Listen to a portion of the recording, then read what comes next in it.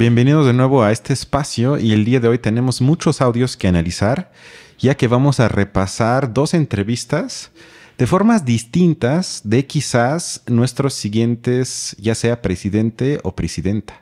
Y para esto saludo como siempre a mi compañero y amigo Horacio. ¿Cómo te va?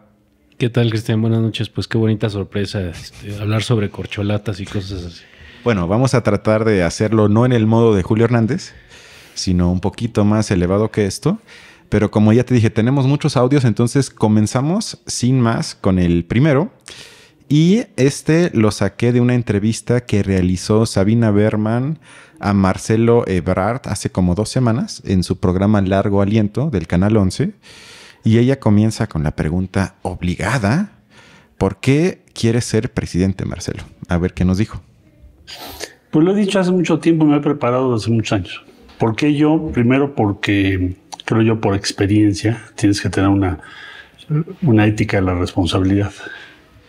Y bueno, ya este punto me resaltó porque mencionó el concepto de ética de la responsabilidad.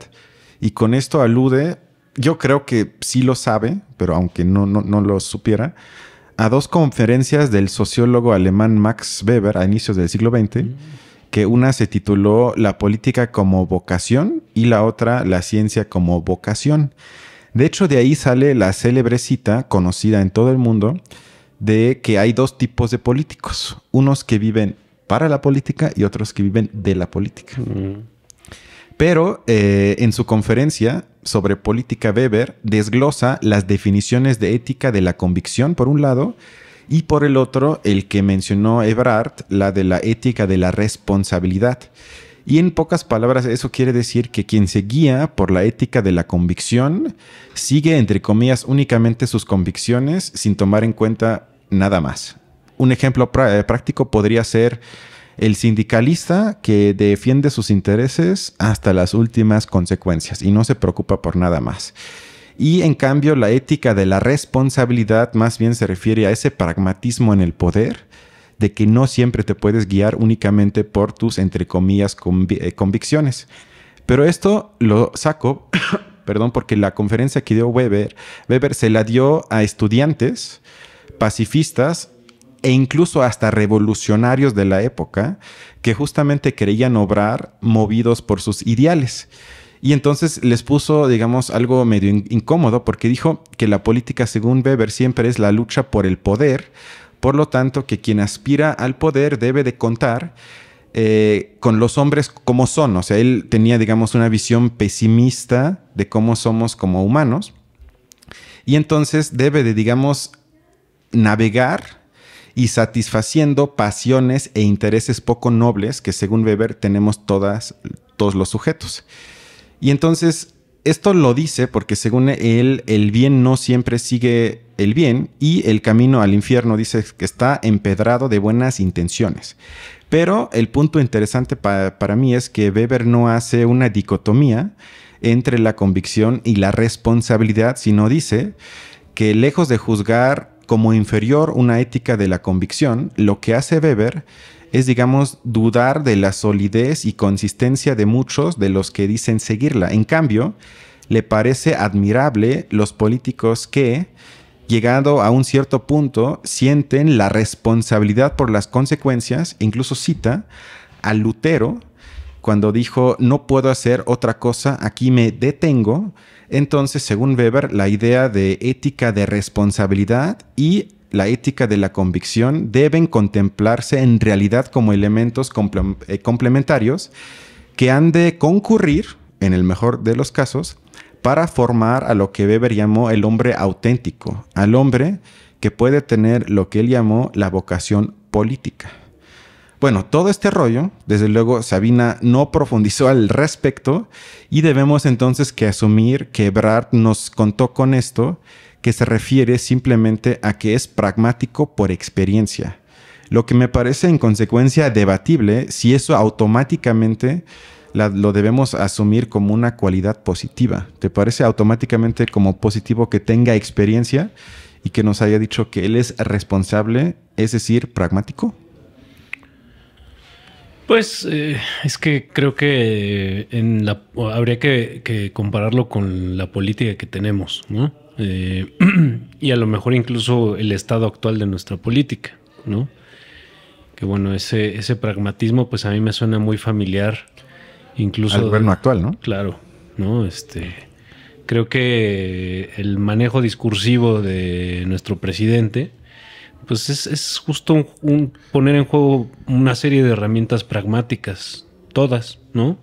Donde pues no hay negociación que no se pueda hacer, donde no hay personaje del que no se pueda en algún momento pues traerlo a filas o en algún momento divorciarse de él, ¿no? Pues creo que esa es la realidad. Por lo menos pues la política a ese nivel, ¿no? No me parece que Ebrard, pues en ese sentido, esté dispuesto a romper con eso, ¿no? Aunque es cierto que no veo tampoco a Ebrard tan fácilmente, pues haciendo pues un uso de esta política desde el estrado, ¿no? Como López Obrador, ¿no? Sino más a través de la... creo que lo veo como más dispuesto a ganarse simpatía de casi todos los sectores, ¿no? O de por lo menos una gama más amplia, ¿no? Y creo que eso es lo que a lo mejor le daría un estilo diferente a Ebrard, me parece. ¿Es correcto? Con esto ya vamos al siguiente audio en el que Sabina lo cuestiona sobre su intención de aumentar los salarios. Escuchemos. Dicen los neoliberales, sí, pero si subes los salarios y pones sindicatos de a de veras, si les cobras más impuestos, no van a venir a invertir tú.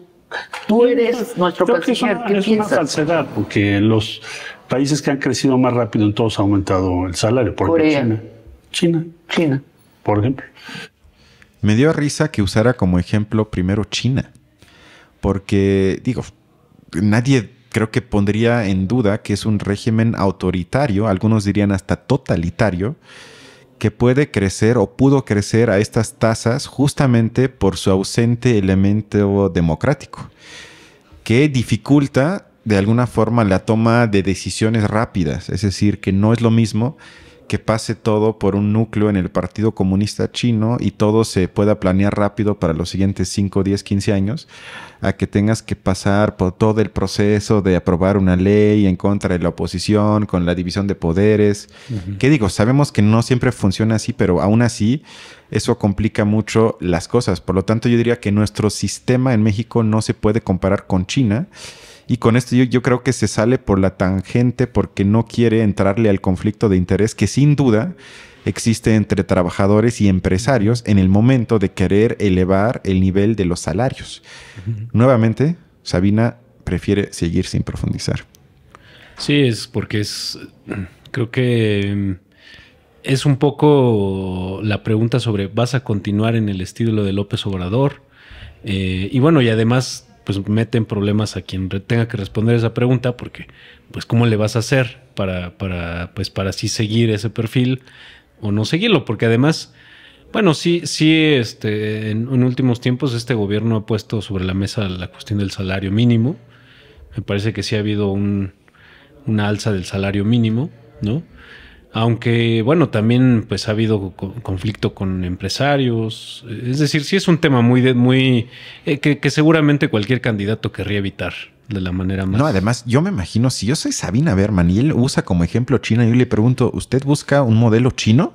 Eso es lo que usted se imagina. O sea, eso para mí era como una entrada que como periodista yo tendría que aprovechar para decir, oye, o sea, ¿te lo imaginas entonces que aquí se apruebe una obra pública como en China? ¿Cómo funcionaría eso? Pero ella no tuvo ningún interés. Sí, que no sé a qué Corea se refiere a ella, ¿no? Porque ella le pregunta a Corea. ¿Qué Corea sería la del norte? O sea, puros ejemplos de lo más... Sí, exacto. Que además, digo, yo soy fan de comparar, pero si algo no se puede comparar es México con China y mucho menos con Corea del Norte. Y yo diría incluso ni siquiera con Corea del Sur. O sea, nosotros nos tendríamos que comparar con países, entre comillas, grandes y emergentes. O sea, la India, tal vez más que China, Brasil, Argentina. O sea, eso sería como un rango de comparación donde si yo quiero ser presidente tendría que usar algún país así y no usar a China como ejemplo.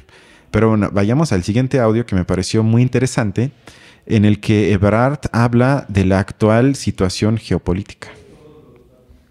Para lograr crecer más rápido. Entonces, para crecer más rápido, lo primero es utilizar el estrés geopolítico que hay en el mundo hoy. ¿El qué? ¿Por qué dejaste esa parte? Porque me gusta que ella a veces contesta muy honesta. Porque a veces dice, ajá, ¿el qué? Que no sé si es inocencia actuada, yo espero que sí. O es algo que no me parece malo, es que cuando él usa un concepto que se puede, digamos que es un poco, que es poco rígido y se puede entender de muchas formas, y ella diga, bueno, ¿el qué? Para que él explique a qué se refiere. Y creo que en este caso fue ese. Pero digamos, a lo que él se refiere y lo que me pareció interesante es que efectivamente estamos observando en el plano geopolítico una especie de reacomodo que le permite a países, como dije, emergentes como Brasil o México, entre otros, de alguna forma aprovechar la situación en el sentido de pedirle favores a las potencias que se encuentran en la necesidad de ceder para no perder aliados. Y esto creo que sin duda demuestra que en lo que se trata de política exterior, Ebrard es el que cuenta con más experiencia de todos los candidatos de Morena. O sea, esa frase, porque yo creo que con esto quiso implicar que vamos a negociar con todos y vamos a, pues de alguna forma, amenazarlos a nivel geopolítico. Decir, ok, o sea, ¿qué nos ofreces si no voy con China? Y con los gringos vamos a decir, bueno, ¿qué nos ofreces si no voy con Rusia o China? Entonces creo que a eso él se refería con aprovechar entre comillas, estrés geopolítico. Sí. Sí, y bueno, pues sí es además ha estado presente pues en todas estas reuniones que ha habido con Estados Unidos en función del TLCAN, ¿no? Y bueno, pues sí ha sido una figura que ha estado totalmente pues en un trato directo con pues, autoridades de todos los niveles pues de Estados Unidos. Digo, no hay que irse más lejos, ¿no? Y sin embargo, bueno, también ahí a veces hace falta la opinión de expertos en política internacional, pues para un poco tener una opinión sobre el desempeño de Ebrard, ¿no? Yo lo único que he escuchado al respecto de Marta Bárcenas, que era la ex embajadora de México en Estados Unidos, y la verdad es que es una de las personas más críticas hacia Ebrard que yo he escuchado. ¿En serio? Sí, justo por cómo ciertas negociaciones con Estados Unidos pues fueron, pareciera como muy sacadas muy al vapor, como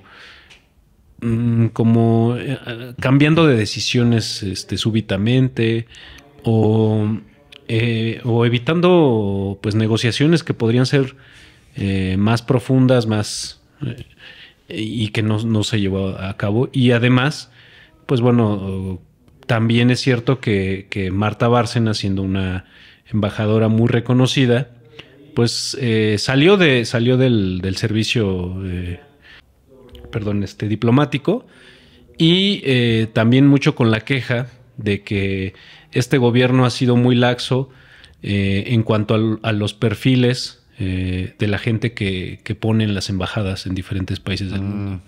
Entonces, bueno, ahí sí hay, me parece, de gente pues que sabe un poco más de la política exterior mexicana, pues que hay blancos y negros en esta administración en ese sentido, y que, bueno, sin embargo, pues creo que la publicidad más limpia que ha habido, digo, a diferencia, por ejemplo, a lo mejor ahorita vamos a hablar sobre Claudia Sheinbaum, donde pues de repente algo de la propaganda que se hace ella misma es a través de algo como el metro, cuando es un asunto del cual hay un contraste muy grande, ¿no? Y donde pues a mí incluso me sorprende que traten de hacer propaganda a partir de eso. Pero creo que la propaganda de Ebrard, que ha sido, por ejemplo, la negociación acerca de las vacunas contra COVID, pues temas relacionados con el TLCAN, y en fin, varias otras cosas, me parece que han sido una publicidad que por lo menos ha sido mostrada a las audiencias de una manera un poco más limpia, ¿no? Parecía como más aseada, digamos, ¿no? Sí, y donde se profundiza menos en el análisis, ¿no? Que esa es la cuestión. Porque yo creo que él también tiene una forma de expresarse que puede apantallar más que quizás la de Monreal o Sheinbaum, donde uno dice, bueno, o sea, seguramente hizo todo bien. cuando quizás nada más está envuelto de otra forma. ¿Estás de acuerdo? Así es. Pero bueno, en el siguiente clip, Sabina por fin hace algo bien y lo obliga de alguna forma a pronunciarse sobre una posible subida de impuestos para aumentar la recaudación fiscal. Escuchemos. Esto, eficacia fiscal. En pocas palabras, México está recaudando alrededor del 20, 17, 18, 19 del Producto Interno Bruto para redistribuir, quiere decir escuelas, salud, las diferentes cosas que el Estado debe proveer. Y eso tiene que pasar a ser el 33%. Bueno, este audio hasta me emocionó, pero el detalle se encuentra en las pequeñas cosas y en este caso en su concepto de eficacia fiscal. Y luego, un pocos segundos posterior a eso, Ebrard acaba con nuestros, o por lo menos mis sueños, y vamos a escuchar esto. Es que aumentar impuestos, que todo el mundo lo dice, ay, qué horror. Este es un candidato que propone, o posible candidato que propone aumentar los impuestos. Lo que digo es aumentar la proporción de la riqueza que vas a redistribuir. Ajá. Eso es lo que en esencia vas a hacer. Es decir, ¿y están dispuestos los países que han construido un estado de bienestar están arriba de los 40% o hasta de 35, 40 y tantos por ciento. Con 20 no puedes hacer eso. Qué bueno que ignoró a Sabina, que otra vez vino con lo de siempre que hemos escuchado la última vez incluso, o hace 2 programas. Esa ideología de decir que impuestos es nada más se pueden cobrar si la gente quiere pagar, como si fuese una cuestión de voluntad, como si tú y yo pagáramos impuestos o sacáramos un trámite porque queremos, porque tenemos la voluntad, estamos dispuestos, como si no fuera una obligación. Pero bueno, quisiera resaltar 2 puntos. El primero es la necesidad que creo que ya estamos escuchando en la entrevista, o eso espero, de quedarse en lugares comunes sin comprometerse a nada realmente, que se refleja en este caso en evitar explicar el aumento de impuesto un poco más allá del lugar común de decir hace falta subir o cobrar más impuestos o aumentar la eficacia fiscal. Y no se atreve a decir que realmente lo que pedimos, gente como yo, es que una subida de impuestos al, digamos, 5% más rico de la población. Eso no afecta al grueso de la gente en México. Hasta yo hasta plantearía una reducción fiscal para grandes partes de la llamada clase media, que es esa clase media que paga en proporción mucho más impuestos que la gente rica. Pero no lo quiere decir y mucho menos creo que pretende hacerlo. O sea, si ahorita ni siquiera atreve a darse algunas pistas, mucho menos yo creo que tendrá la voluntad en el caso de convertirse en el siguiente presidente. Y lo segundo es que por lo menos acepta que actualmente la recaudación fiscal con respecto al PIB de México es más o menos el 20%, y dijo al final de este audio que es imposible construir un estado de bienestar con esto porque los países que hasta el presidente luego cita como Dinamarca, entre otros, recaudan más o menos el doble que eso, o sea, entre 40 y 45%. Y entonces con eso por lo menos queda claro que no basta con combatir la corrupción, ahorrar acá y allá, sino nos hace falta recaudar literalmente el doble, o sea, no 1% más, 2% más, sino el doble para siquiera pensar en un esquema de estado de bienestar. Y la verdad digo, bueno, o sea, todo el mundo sabe qué dinero hay, en dónde está, y la verdad me molesta cada vez más tanta tibieza con respecto a este tema, sobre todo. Ya ves que hablamos sobre el reporte Oxfam hace algunas semanas, pero aunque no haya el reporte Oxfam, o sea, la desigualdad en México es tan indignante que ni siquiera se atreven a plantearlo para minimizarla un poco. Cada vez me indigna más, la verdad. Sí, que creo un poco el tema que veíamos ahí era como, pues pareciera como si de verdad uno pudiera decir el sector empresarial es un bloque homogéneo cuando realmente estaríamos hablando pues más bien de ciertos consorcios o no sé cómo llamarlo, que pues sí, son de otro nivel, ¿no? O sea, incluso entre un sector empresarial hay niveles, ¿no? Sí, es como una lista de 100, 150. Sí. Que son los de veras potentados. Ahora, el problema es que pues es poco lo que se sabe de eso. O sea, es algo que en la opinión pública no circula, ¿no? Y además también en lo que se llama ahorita un fenómeno de polarización, tampoco ahí se hace claro cómo también hay esos niveles entre una clase empresarial, ¿no? Que pues bueno, uno no necesariamente cuando expresa una idea como la de estoy a favor de una recaudación fiscal que pues ataque sobre todo ya a ese tipo de perfiles de empresariales ya mucho más elevados. Pues parecía que uno está atacando lo empresarial en general, cuando eso creo que es una de las cosas más menos justificadas, ¿no? No hay una homogeneidad entre el sector empresarial. Y si uno dijera, bueno, entonces es algo acerca de lo que podríamos ponernos de acuerdo, por lo menos un grueso de la población. Por lo menos como idea, porque ahorita estamos hasta en la pre-campaña y ni siquiera en esa él se atreve a plantear algo similar. Pero bueno, vamos de mal en peor, porque ahora Ebrard resalta la importancia de saber de dónde venimos y quiénes somos. Escuchemos. Entonces me decía, la civilización olmeca es lo máximo. Ellos tenían los números antes que todos los demás, ya sabes. ¿Qué te quiero decir? Recuperar quiénes somos por nuestro pasado, pero también por lo que somos hoy, por lo que podemos lograr, lo que hemos alcanzado. Por ejemplo, en la India me decían, oye, ¿cómo le hicieron en la Ciudad de México para mejorar la calidad del aire? ¿Allá lo mejoramos? Sí, yo también me quedé así. Exactamente, yo también. Bueno, pues es que también se fue con el ejemplo menos... Y la India, pues creo que hay ciertas ciudades que sí están, pero... Pero eso es más o menos decir que, bueno, en vez de cáncer tenemos SIDA. O sea. Sí. No, es como lo que nos decían nuestros padres, ¿no? Cuando uno se comparaba con el alumno que reprobaba con 2, ¿no? Pues yo reprobé con 5, ¿no? Pues no estoy tan... Exactamente, sí. O sea, eso de la contaminación casi me pareció un chiste. O sea, que otra vez saque un ejemplo así. O sea, yo no sé tú, pero a muchos les arden los ojos diarios. Muchos tienen alergias que no son alergias, sino que tienen que ver con la contaminación. Vemos la nube de smog que nos envuelve. O sea, plantear que nosotros estamos en posición de explicarles cómo le hicimos. No, y viendo el tráfico que se hace y cómo crece y bueno, pues ese es de los indicadores. Imagínate a Brad explicándoles el doble hoy no circula y que esa es la solución. Sí. O que uno va a verificar su carro cada 6 meses y pues sí, a fuerza pasa, ¿no? Tu carro siempre pasa, ¿no? Bueno, pero eso fue la parte final que, insisto, me pareció más un chiste. Pero esa pregunta que yo siento también está cada vez más de moda y me recuerda un poco a una cita de Freud que retomó en parte a Kant y formuló, según él, las 3 grandes preguntas para los sujetos en la modernidad, que son ¿quiénes somos? ¿De dónde venimos? ¿Y de quién es la culpa? ¿Y en qué momento surgió ese automatismo de asumir que preocuparnos por nuestro pasado y de alguna forma yo diría hasta obsesionarnos con quiénes somos y de tratar de descubrirlo?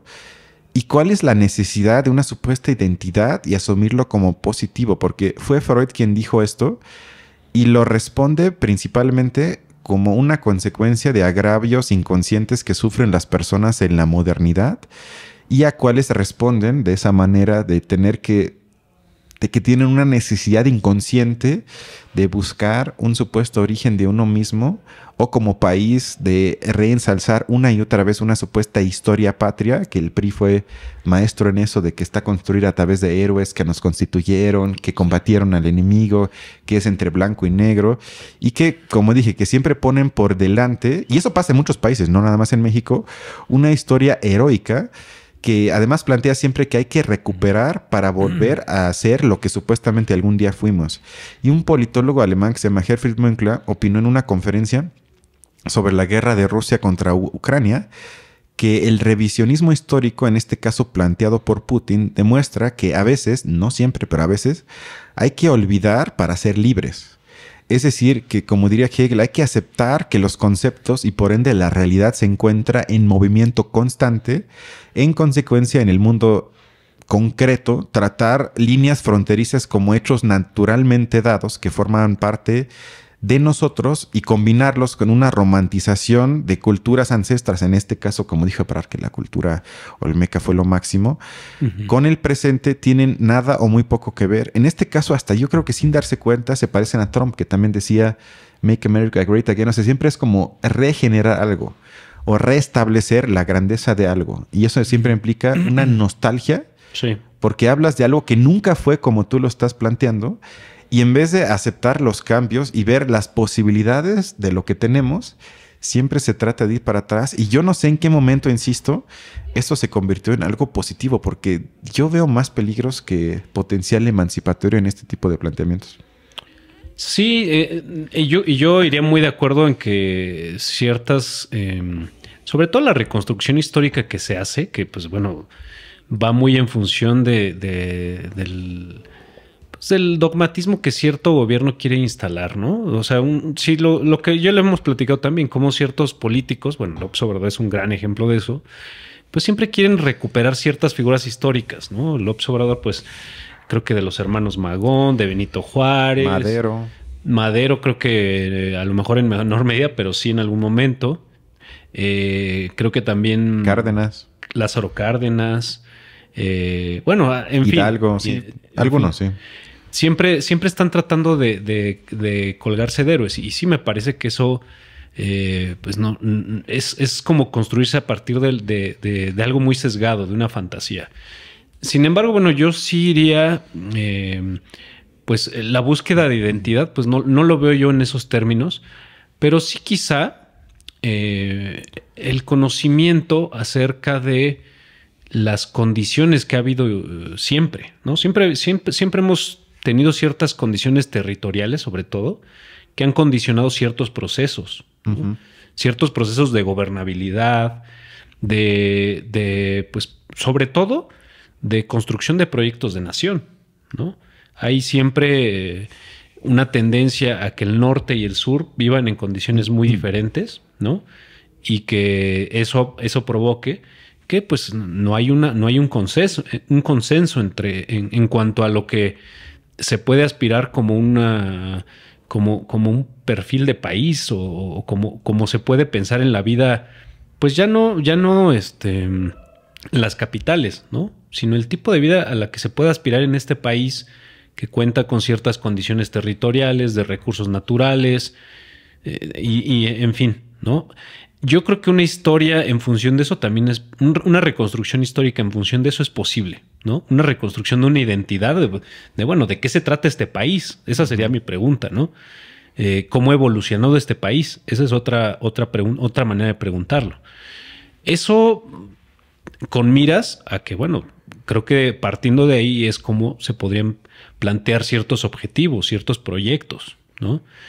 Pero bueno, sí, efectivamente no tiene nada que ver con ni pensar que hubo un pasado glorioso, porque si uno pensara, y yo creo que también eso es posible, revisar la convivencia o la dinámica que hubo entre culturas prehispánicas, seguramente uno también observaría ciertas... contradicciones. Pues sí, ciertas contradicciones. Jerarquías de poder. Exactamente. Siempre hay. Exactamente. Eso condicionado, pues quizá, pues por lo más concreto que hay, que es el territorio, ¿no? Eso creo que sí sería, o quizá por cómo se han dado ciertas migraciones, quizá, ¿no? Pero eso me parece que es una revisión posible y que yo creo que sí daría frutos más concretos. Pero efectivamente no tiene nada que ver con una revisión histórica en función de héroes, de personajes. Porque bueno, incluso si uno hace eso, pues uno lo que tendría que decir, bueno, pues es que esto ha sido una lucha de poder constante en la cual si ha habido periodos de estabilidad es porque más bien ha habido momentos en los que cierto grupo se ha impuesto sobre otro. Y eso hemos visto cómo nos legó un priismo de 70 años, ¿no? Exacto. Y pues las crisis políticas que vivimos actualmente pues un poco tienen que ver con esa supuesta estabilidad que vivimos durante algunas décadas, ¿no? Entonces, pues sí, o sea, creo que la revisión histórica sí tendría que plantearse en otros términos. Pero para que te sientas orgulloso de ser mexicano, Ebrard ahorita te va a explicar quiénes le hablan maravillas de nuestro país. Yo los mejores comentarios que he escuchado sobre nosotros hoy, sobre nuestra sociedad, son de los nómadas digitales que hay en la Ciudad de México. Porque hice un círculo con ellas y ellos. Parece que necesitan en términos de visas y todo eso para que no sea un calvario para ustedes. Y de impuestos, porque luego ya sabes. Ya sabes. Y en la conversación me dijeron, en México es lo máximo para nosotros. A ver, descríbemelo, por favor. Son alegres. A nosotros ya se nos había olvidado que la felicidad es un objetivo cotidiano, que no es el consumo. Eso me pareció muy interesante. Para ustedes los mexicanos la felicidad no es el consumo, es la convivencia, la comunidad. Y eso es maravilloso. Bueno, Entonces me hicieron, bueno, hasta me puse a apuntar lo que me estaban diciendo de lo que habían descubierto nosotros mismos. Mira, yo no sé quiénes lo asesoran, pero yo digo, si tienes un equipo de asesores y tú sabes que te van a preguntar más o menos, o más bien, yo creo que aunque no le hubieran preguntado nada conectado a eso, lo hubiera querido decir en algún momento, y sales con un rollo así, yo no lo puedo entender, pero literalmente me los imagino, es decir, a Ebrard con los nómadas digitales, reunidos en algún lugar caro, ya sea en la Roma, la Condesa, Polanco, pidiéndoles, además, cínicamente, cómo les puede facilitar aún más su estancia en México, cuando hace unos minutos escuchamos que hace falta recaudar más impuestos, y ahora dice que no sé cómo se atreve a decirlo, facilitarles, y eso únicamente quiere decir menos impuestos aún. Y dice, ya sabes, a Sabina Berman, ese ya sabes, yo no lo entendí así como, porque ya sabes que pagar impuestos es molesto o no le gusta a la gente. Y además, yo creo que podremos decir que a la mayoría, si no es que a todos, de los llamados nómadas digitales, si algo no les hace falta es dinero. O sea, ahí podríamos cobrar. Y además, yo insisto que eso demuestra que él realmente está, como dijiste al inicio, tratando de conectar con lo que yo llamaría una especie de clase media o gente que vive quizás en zonas como la del Valle para arriba. Porque, insisto, o sea, poner un ejemplo así, sabiendo en qué partes de la capital hay nómadas y en cuáles no, que es en muy pocas zonas donde hay eso. Y además luego que sale con ese rollo que los mexicanos somos felices y no nos importa el consumo, pues yo diría menos mal que la mitad de los mexicanos ni siquiera puede consumir más allá de lo básico y muchas veces ni siquiera eso. Y romantizar la precariedad me insulta y hacerlo con base en una plática con nómadas digitales me ofende aún más. O sea, yo realmente cuando lo escuché la primera vez yo no lo pude creer. Y ojalá también se reuniera directamente con personas que les haría mucho más falta, por ejemplo, con los migrantes de Centroamérica, que cuánta falta les haría facilitarles todo, desde trámites, vivir, comer, asistencia médica, todo. O sea, se me ocurren 1000 cosas, pero en vez de eso, mejor mandamos a la Guardia Nacional y ellos se encargan de manera eficaz. O sea, eso sí me pareció, pues la verdad, hasta insultante. Sí, cuando realmente esto de nómada digital, pues es una manera elegante de decir otro tipo de migración. O sea, es parte de un fenómeno migratorio también, ¿no? Y que eso Y una super minoría. Sí. ¿De cuántas personas estamos hablando? Se trata de hacer una especie de muestra bonita, ¿no? O sea, se trata de recortar lo bonito de la migración, cuando, bueno, de la migración creo que en términos generales no hay nada bonito, ¿no? Porque, bueno, eso indica problemas económicos regionales, ¿no? Ya problemas económicos, no estamos hablando de una leve devaluación o estamos hablando de una crisis humanitaria, ¿no? Y bueno, ver nada más una fracción del problema como lo bonito, pues es como crear una escenografía artificial, ¿no? Pues sí, lo que muchas veces termina pasando con cierta parte de esta ciudad, de la Ciudad de México, que si uno dijera, bueno, es que si esto es México, pues en México se vive muy bien, ¿no? Sí, si vas a Polanco, Roma y Condesa y el centro histórico, dices, pues está a toda madre, ¿no?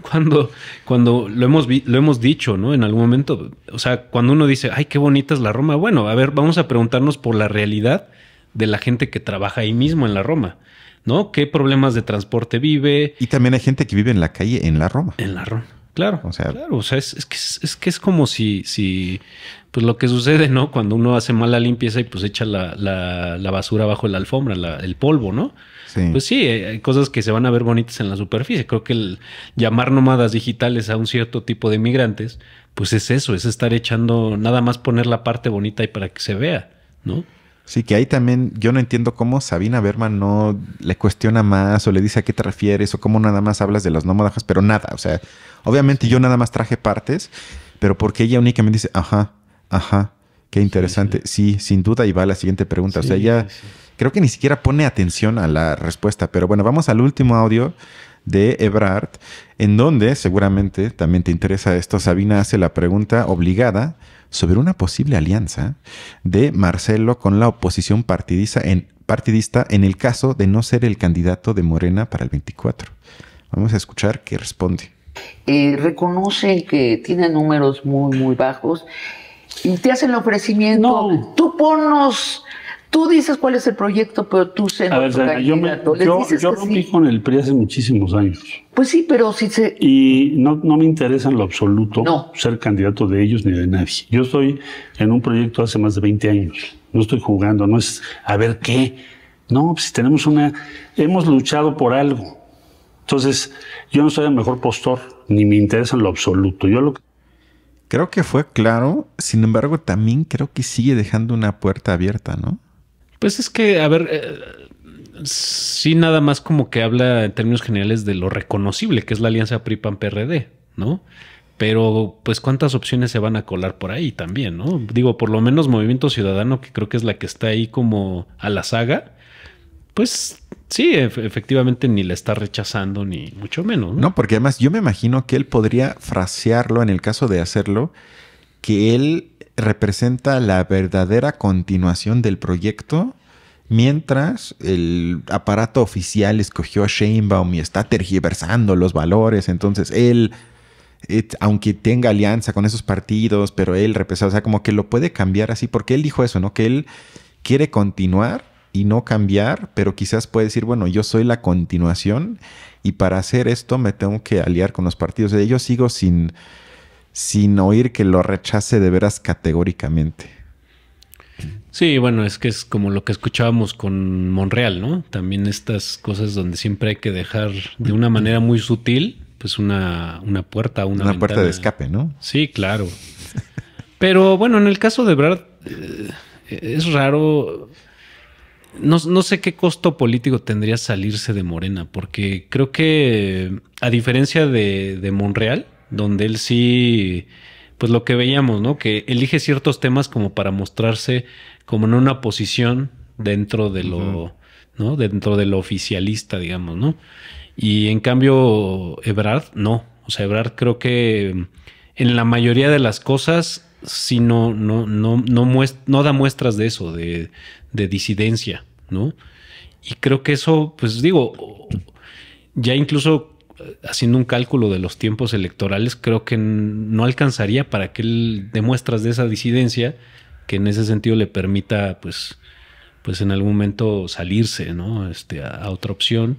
Tendría que ser muy precipitado, me parece, ¿no? Sí, o sea, yo también lo veo difícil, pero va a estar interesante porque yo insisto, yo creo que van a imponer a Sheinbaum y a ver qué hace nuestro querido amigo Marcelo cuando pase eso. Yo no sé, yo creo que si alguien ha sido más, la figura de alguien se ha cuidado más, es la de él. Creo que a mí me parece que de repente Sheinbaum es como un caballito de batalla y Ebrard pues es como este muñequito que hay que cuidar, que atesorar un poco más. Bueno, aunque ya estamos en modo de Julio Hernández, entonces vamos a abandonar esta pista y vamos a acabar esta entrevista con un audio de Sabina Berman que nos dice que debemos estar agradecidos con Marcelo por esa gran entrevista que nos acaba de regalar. Marcelo Ebrard, muchas gracias por esta conversación de largo aliento y por tus respuestas precisas. Sabina, eres grande. Honestamente, hasta me provocas ganas de ponerle like a Salinas Pliego cuando te insulta en Twitter. Porque no digas eso. O sea, Salinas Pliego sí es... Y estoy completamente de acuerdo, pero escuchando este tipo de falta de calidad periodística, insisto, me provocan ganas de que cuando Salinas Pliego le ponga otra vez pinche ... de ponerle like. Es de lo supuestamente más crítico de lo crítico, pero espérate, esto fue la parte de calidad. Porque ahorita vamos con Claudia Sheinbaum, que ella también dio una entrevista, pero en este caso nada más vamos a analizar algunos comentarios de un personaje sobre esa entrevista. Escuchemos el primer audio, a ver si sabes quién es. En esta ocasión, en cambio, se sometió a las preguntas, albures y transgresiones de uno de los youtuberos más exitosos del momento, Escorpión Dorado, un comediante periodista del corte de Broso de los primeros años. El sitio de la entrevista era tan singular como el entrevistador. Ella ocupando el asiento del copiloto mientras recorrían el primer cuadro de la ciudad. ¿Sabes quién acabamos de oír? No, ¿quién es? Acaban de escuchar a Jorge Cepeda Patterson, que es el cofundador del portal Sin Embargo, que yo creo que sí todo el mundo conoce, bueno, casi todo el mundo. Y él es una especie de referente favorito para los que quieren críticas de buena fe al gobierno actual. O sea, a mí siempre me dicen, no, es que él sí es equilibrado, él sí dice el pro y el contra, él sí hace críticas no de mala fe, etc. Un paréntesis interesante por algo actual es que Cepeda Patterson y Páez Varela, que también es una ahorita de los líderes en Sin embargo, eran directores del periódico El Universal durante el periodo de García Luna, que en este momento se le acusa en Nueva York de haber sobornado a ese periódico durante esa época. Con esto no estoy acusando a ellos directamente, pero me parece interesante y valdría la pena preguntarlos a ellos por qué no se han pronunciado al respecto en el caso de que eso sea cierto. Porque si estás a nivel de director, no creo que puedan pasar cosas a ese nivel sin que tú por lo menos estés mínimamente enterado. Eso nada más como paréntesis, que sería tema para otro podcast. Primero, ¿quién es el escorpión dorado? Vamos a escuchar a Cepeda Patterson que nos explica brevemente quién es ese personaje. El escorpión dorado es un personaje de Alex Montiel, un capitalino ya en sus 40, que durante años prestó su voz para el doblaje en cine y televisión y más recientemente está dedicado al periodismo de entretenimiento en plataformas digitales. Suena prometedor, ¿no? Algo que yo no entiendo es ¿qué es exactamente eso del periodismo del espectáculo? O sea, ¿es como de chismes? Sí, normalmente así se le llama.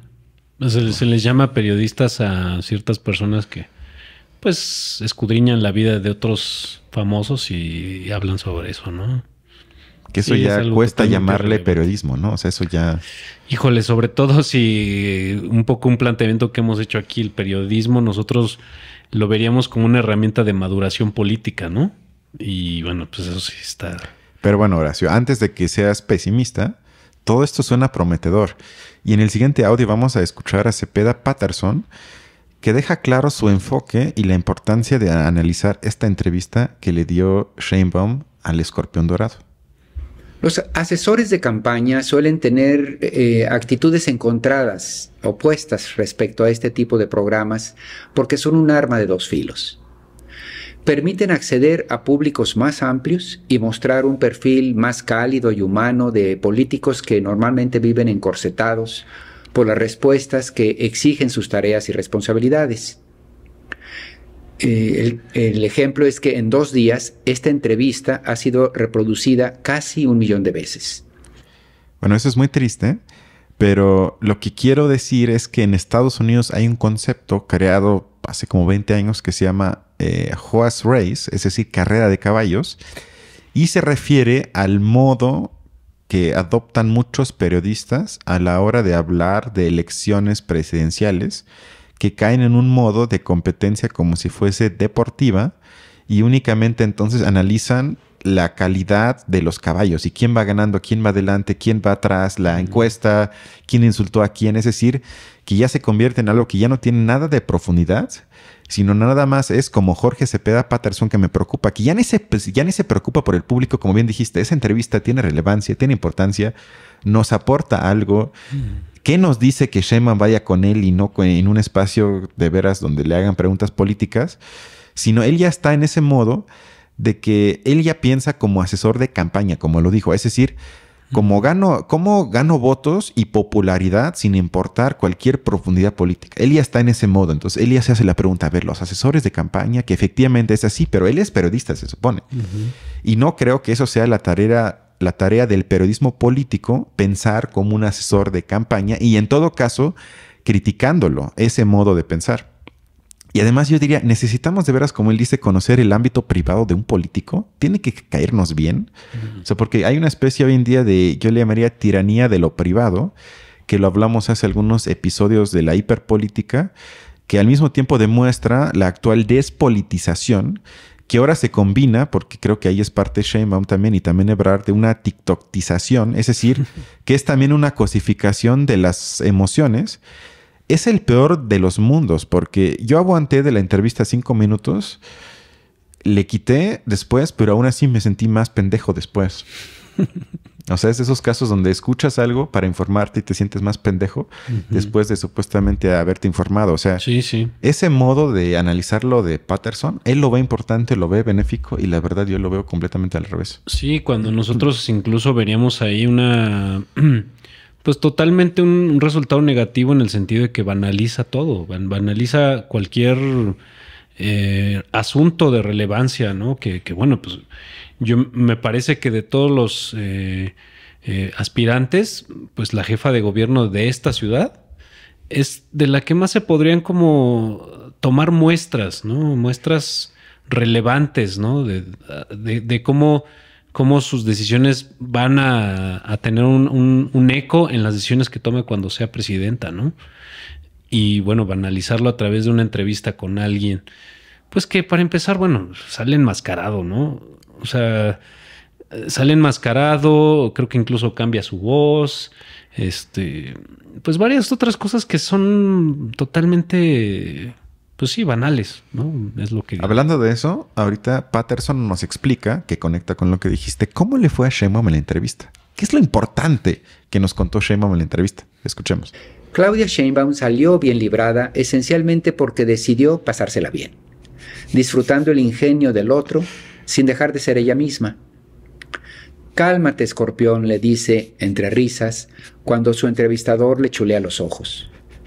Yo estoy muy enamorada, dice, y relata la manera en que buscó en Facebook a su exnovio de la facultad y le pidió que lo aceptara como amigo. Vivía en España, dice, pero luego que nos encontramos decidió venirse a México. Eso es amor, ¿no? Bueno, yo no sé tú, pero yo ahorita me siento mucho más cercano a Claudia. Siento bonito porque ella, como dice Patterson, decidió ser ella misma, decidió pasarla bien. Y bueno, ¿qué más políticamente importante que esto, no? O sea, sí, no, pues es... Y ya sabes cómo conoció, más bien cómo recuperó al novio de la facultad. O sea, eso es... No. ¿Estás de acuerdo que eso parece...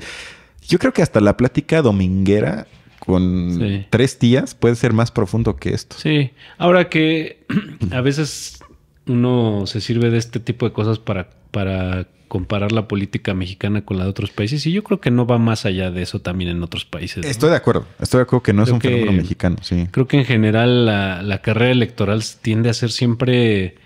pues mucho sobre rasgos de personalidad supuestos, ¿no? Porque además, pues es que además, que no es obvio para cualquiera que estas personas están tratando de construirse esos rasgos. O sea, el hecho de que Sheinbaum tan repetidamente quiera hablar sobre sus proyectos de boda y de que está muy enamorada y de que...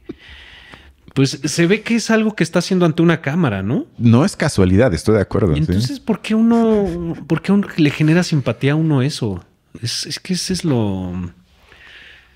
Yo tampoco lo puedo entender, pero vas por buen camino porque Patterson te responde lo siguiente. No hay revelaciones morbosas o exclusivas de las que suelen gustar los periodistas, ni respuestas que permitan atisbar a un jefe de Estado. No era ese tipo de entrevistas. Pero no fue poca cosa confirmar que en el fondo Claudia Sheinbaum es una nerd, sí, pero con alma bohemia. Yo también me quedé así cuando lo escuché. Yo creo que él se proyectó porque ¿quién dice que el periodismo busca y se ocupa de lo morboso?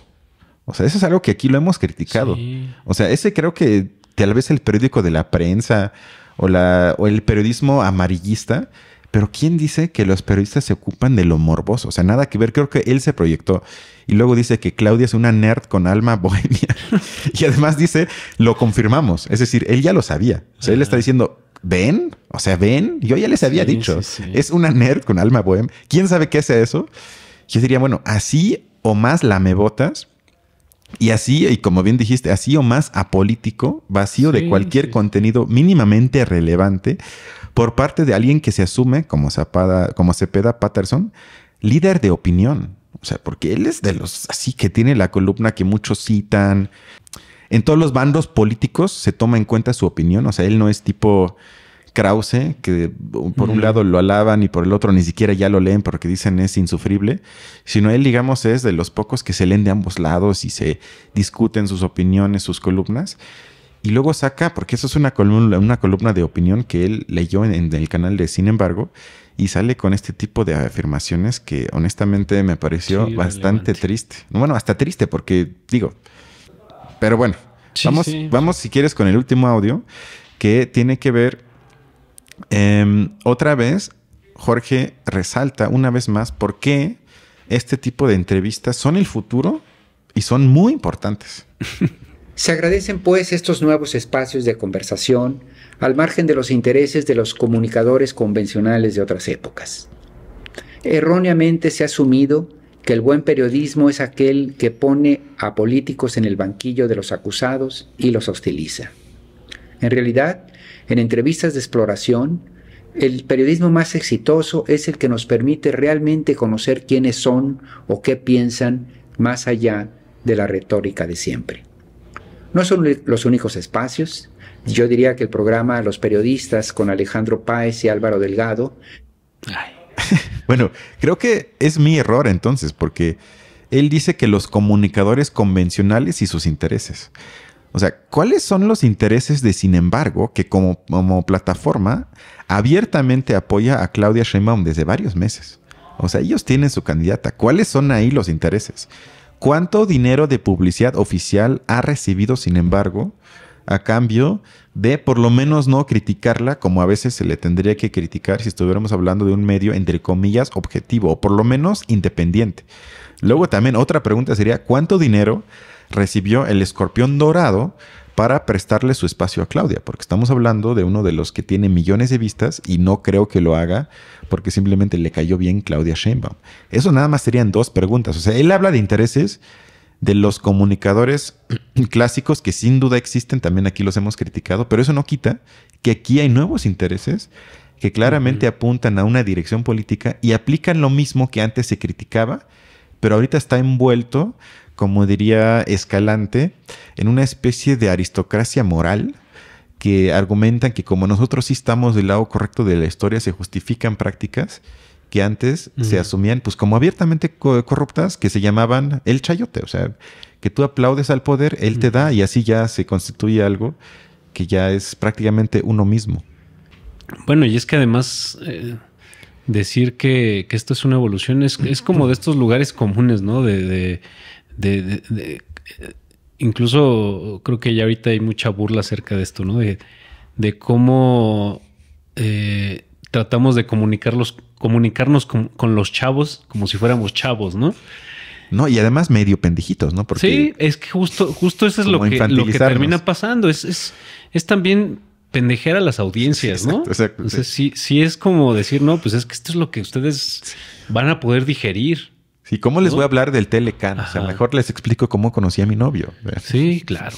Es que es una frivolidad enorme. Rampante, creo que, digo, no sé, de los dos que mostraste hoy, que has mostrado hasta ahorita, pues creo que en Claudia Sheinbaum sí están cayendo en unas frivolidades, pero brutales, ¿no? Estoy de acuerdo. Y bueno, nada más como bien dijiste, o sea, esto pasa aquí y en Alemania, porque ahí también sé y lo he observado, pero en vez de criticar esta tendencia que le tocaría, según yo, a periodistas como Patterson, lo festeja y además cínicamente le llama el verdadero periodismo y dice que no se trata de ser críticos y perseguir con un afán de conocimiento político a la hora de entrevistarlo, porque nadie dice que lo pongas en el banco de los acusados, sino que digas, bueno, o sea, yo lo voy a entrevistar y voy a sacarle cosas para que la audiencia conozca sobre sus ideas políticas. O sea, y eso sería lo importante. Y en vez de eso, él habla, cito, conversar con personas con ambiciones políticas para hacer exploraciones privadas, es decir, para que Claudia nos cuente cómo agregó a su exnovia en Facebook o Instagram y luego se enamoró. Sí. ¿Qué es eso? Es que creo que aquí incluso él, o sea, solito se mete en el pie, como haciendo obvio cuáles son las claves con las que se mueven, ¿no? Cuando él dice poner en el banquillo de los acusados, pues sí, se refiere a un periodismo crítico en un sentido de adversario, ¿no? De adverso, ¿no? De cierto periodismo que, no sé, por ejemplo, en el caso de Loret de Mola lo veíamos, ¿no? Como en un mismo programa, pues bueno, cuando ocurrió esta filtración de documentos de la Sedena, pues sí, es tirar una tras otra sobre si López Obrador está enfermo, si está medio loco, ¿no? Y por otro lado, en el mismo programa entrevista a la maestra Elbester Gordillo y pues es estarle preguntando sobre si su noche de bodas estuvo buena o no, ¿no? Y ay, como maestra y como, ¿qué? ¿No? O sea, sí es, o sea, creo que esta persona a la que tú traes en el audio, pues pareciera que lo que está poniendo como contrastando, pues es el escorpión dorado o alguien como Loret de Mola que o ataca o le lava la cara a un político. Pues sí, es que pareciera que de eso se trata el periodismo en México, ¿no? Como de o considerarse adversario o considerarse, pues ponerse al servicio, ¿no? Ponerse como de tapete ahí con el político, ¿no? Cuando realmente, pues esas claves son las más criticables, ¿no? Porque justo si de lo que decíamos, si estas personas están aspirando a ser funcionarios y representar instituciones, pues lo que tiene uno que pedir es que den cuenta sobre sus decisiones, ¿no? Sobre sus decisiones, el sentido que tienen y bueno, pues cuál es incluso la carga, pues la carga, no sé, hasta ideológica, conceptual de esas decisiones a veces, ¿no? Que bueno, eso pues creo que sí está en el lugar de una crítica, pues con conocimiento, que bueno, pues sí. Ese periodismo sí lo queremos, ¿no? Sí, no, y haría falta. Y algo que quizás sí sería interesante para nosotros es conocer la historia de su vida política. Claro. Cómo inició, por qué inició, en qué grupos estaba, cuáles son sus opiniones quizás que tuvo de joven, cómo cambiaron, o sea, todo eso en el trayecto de su vida, la parte política, eso podría ser interesante, pero no la parte privada. O sea, eso a mí me da igual, porque incluso alguien te puede caer muy mal y aún así ser un muy buen político y viceversa. Y nos pasa en otros ámbitos, o sea, hasta en el ámbito laboral te puedes llevar muy bien con alguien, pero es un inútil. Sí. O viceversa, dices, me cae mal, pero trabaja muy bien. Es entonces, incompetente, sí. Exacto. Y además, al final, lo más cínico se me hizo que hace una autopromoción del espacio de Paz Varela, que es parte de su propia empresa y lo cita como un espacio ejemplar de periodismo. Y ahorita tú estás en el banco de los acusados, has criticado mucho el espacio de La Hora de Opinar y que no hacen explícito sus propios intereses. Bueno, ¿y esto qué fregado es? O sea, honestamente, ¿cuánto extraño a Leo Zuckerman? Porque él se asume por lo menos como neoliberal, como gente que él dice, yo voté por Zedillo, voté por Fox, voté por Calderón, voté por Peña Nieto. O sea, por lo menos en eso es más o menos transparente. Pero esto se me hace peor porque ellos se asumen moralmente superiores y hacen esto que tú criticas. No hacen explícito sus propios intereses. Sí, claro. Y bueno, creo que algo que también decíamos la vez pasada, que como pues hacen obvio que pues los periodistas, pues si con algo están, si algo es la materia de su afán por comunicar información, etcétera, o por criticar o por analizar, pues son sus audiencias. O sea, lo nutrido de sus audiencias. Eso es con lo que ellos se disputan entre sí.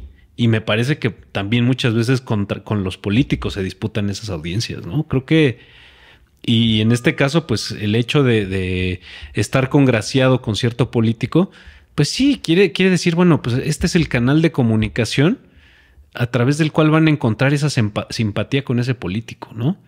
Y pues esas creo que ahí está totalmente pervertido el sentido de periodismo y de crítica de análisis político. Está totalmente frivolizado. Para terminar, ¿eres Team Sheinbaum o Team Ebrard?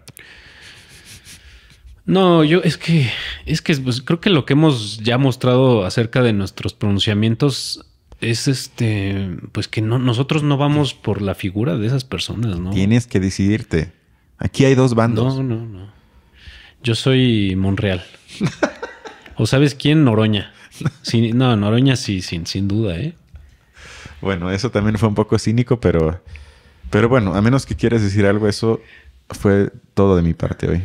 No, bueno, pues que creo que el problema de estos audios donde se toma o donde se entrevista a candidatos, pues es de una pobreza brutal, ¿no? Grotesca, o sea, porque estamos hablando ya de... Es que justo... Nada más te puedes reír ya. Creo que no nos da para hablar sobre nada. O sea, digo, lo que tú empezaste a hablar sobre Weber, pues queda en el suelo. O sea, es nada más a partir de 2 palabras que usó Ebrard en algún momento y ya, ¿no?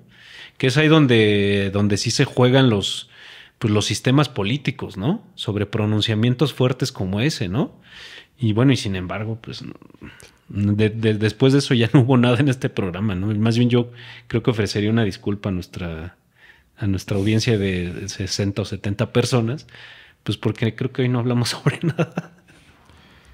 Pero es lo que hay. Bueno, hablamos de todo lo que hay, eso sí. Hablamos de todo lo que hay, que no es nada. Sí. En cuestión de política no hay nada, pero... Pues sí, eso es de lo que hay que hablar, porque... Exacto. Pues, para que ojalá un día sí haya algo. Ojalá. Y ya no tengamos que escuchar a cosas del escorpión dorado. Sí, no, qué pobre. Que además se hace millonario con nuestros impuestos. Sí, es que esa es otra cosa, preguntas. que cada persona que ha alcanzado un papel de comunicador, de periodista, híjole, eso sí es muy triste, ¿no? Digo, creo que Broso ya estaba dando muestras de eso desde hace varios años, pero de verdad que, híjole, que pareciera que es fácil ser periodista, ¿no? Sí, o sea, haciendo ese tipo de entrevistas Sí. no requiere preparación, análisis, sino nada más. Tomas la decisión de pasarla bien y al final hasta te felicitan que eres un nuevo medio de comunicación. Nuevo periodista. Un nuevo periodismo que nos hace conocer más a los políticos para saber quiénes son de verdad. Además de verdad, ¿no? Como si eso fuera lo que se mostrara ahí. Como además fuera así, exactamente, sí. Exacto. Como si hablaran de verdad de cosas personales, exacto. Sí, no. Exacto. Pero bueno, eso sería todo por hoy. Gracias, Horacio, y nos vemos la otra semana, ¿no? Nos vemos. Gracias por escuchar o vernos incluso en video. Cuídense mucho. Hasta la otra. Hasta Bye. luego.